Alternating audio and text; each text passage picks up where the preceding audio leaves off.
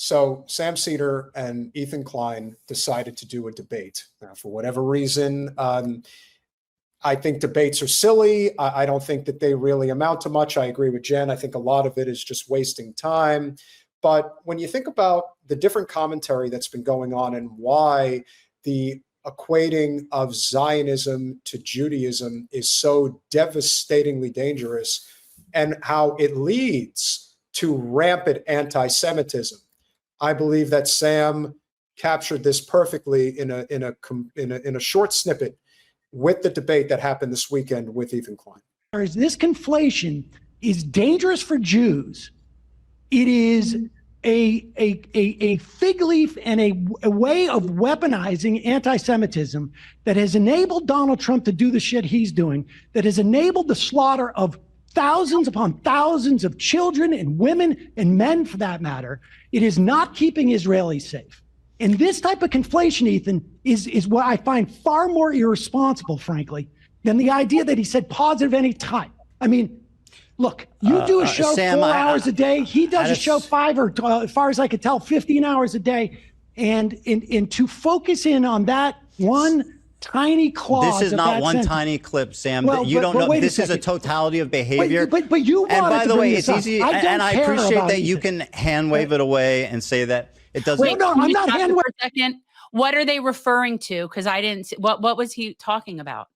So basically, Klein is trying to incur that this idea that you cannot separate Judaism from Israel. Like you can't do it. And this is a Jewish man? Ethan Klein is Jewish, yes. And he's like, I've never seen him. So like he has his own show or something? Yeah, he's, he has his own thing. And so he's basically saying that Israel, he speaks for all Jews, that we're all equally, like Israel is us? Well, I think it should always be mentioned with a caveat. I think this is important. Ethan Klein is married to an Israeli Zionist, like a psychopathic Israeli Zionist. And so that's where it definitely plays a role in terms of why his talking points, which are very similar to a lot of the other talking points that we see out there from other content. They're all the same.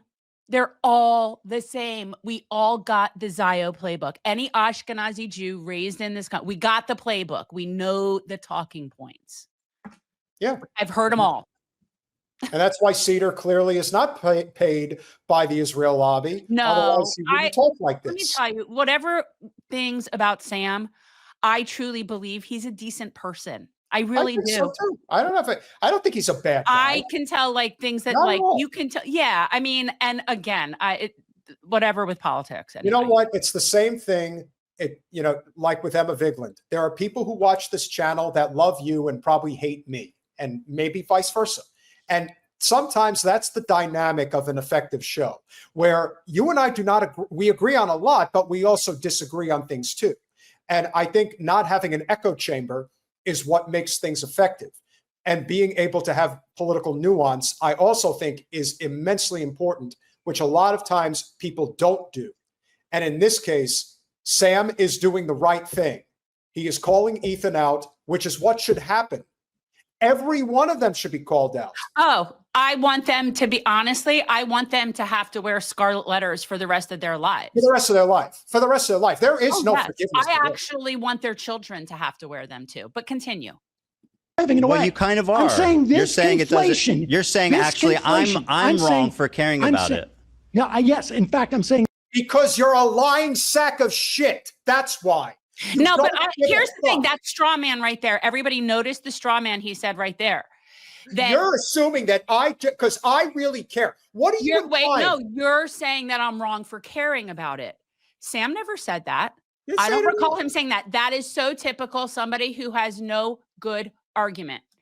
Anyway, what's this guy's background? Is he like a journalist person? Is he, because Sam comes from like acting / but did Sam go to law school? No, I mean, listen, it's funny. Sam and Rogan have a very similar background. They both were on popular TV shows in the 90s, and they figured out a different career path because, for a lot of people, they get their moment, they have it, and then it's gone. And then you figure out something else to do with your life. Yeah, no, I've always liked Sam. I've not had no beef with Sam, and I have no beef with Emma. He's come on our channel. Like me. She does not like me for some reason. I don't like Emma. I know. I always say I have no opinion about that. Yeah, and listen, I'm sure there were reasons why Jamie Peck was on Sam's channel and now isn't there anymore. Now you're creating. No. What I'm saying is that there's no rhyme or reason. Things happen. Yeah. And life is also very cruel. I mean, Michael was, somebody that I happened to meet just passed away, and he was the best of Seder Show. Yeah. And so he was special. And I still watch his old channel, which is Left Reckoning now. Yeah. Jesse Fillmore, please excuse my ignorance, but is Jewish a race or religion? Do people convert to Judaism? Okay. So Judaism is a religion. It's a religion. It is not a race. There are many different cultural Jewish things depending on races and cultural ethnicities, but Judaism is a religion.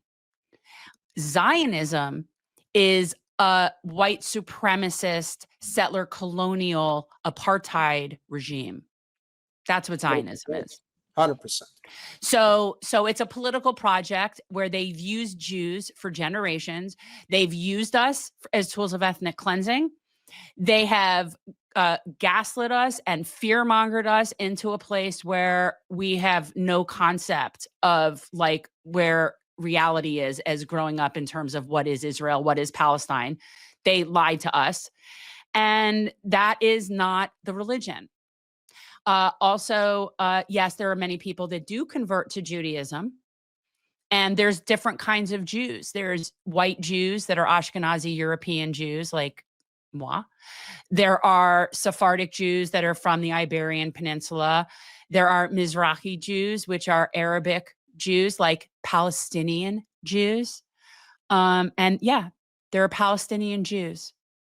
There are Palestinian Jews. I know this fascinates people. It's Palestinian Christians. Yeah, well, yeah.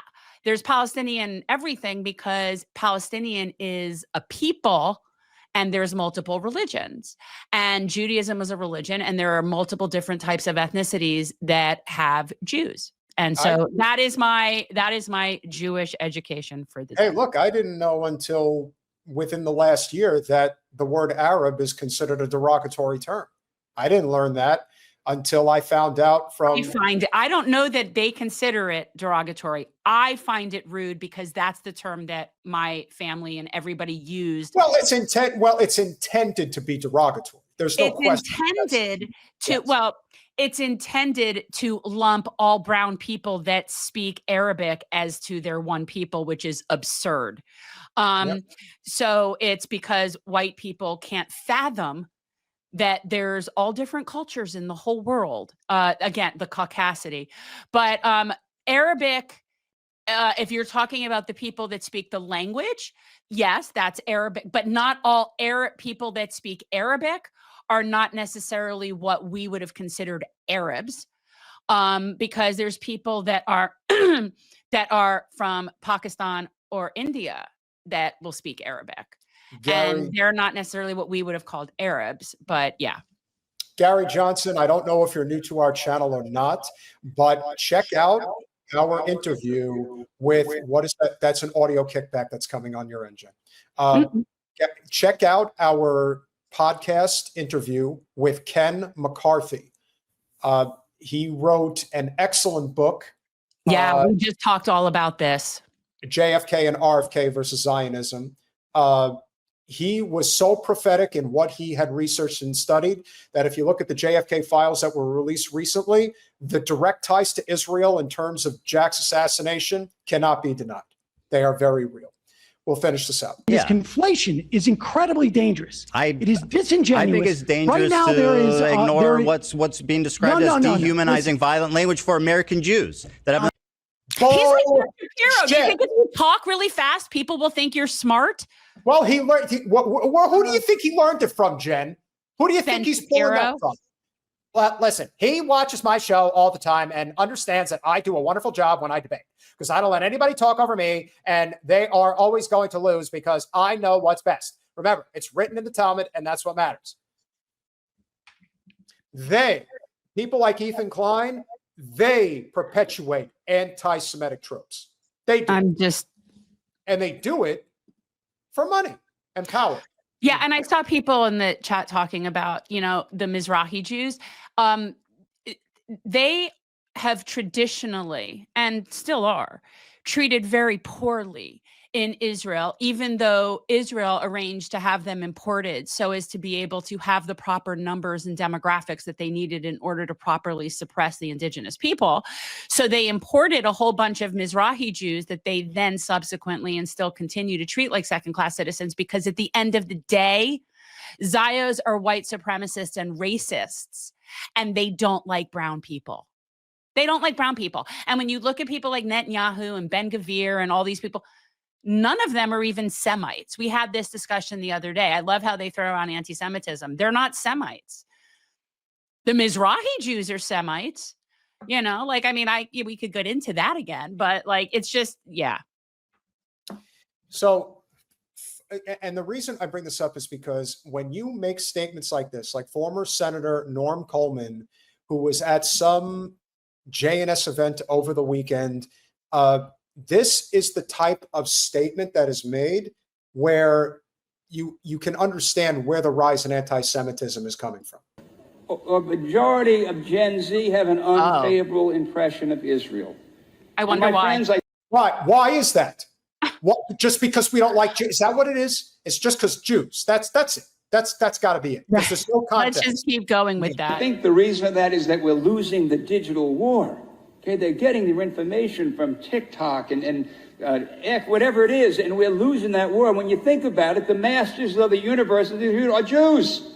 The masters of the universe are Jews.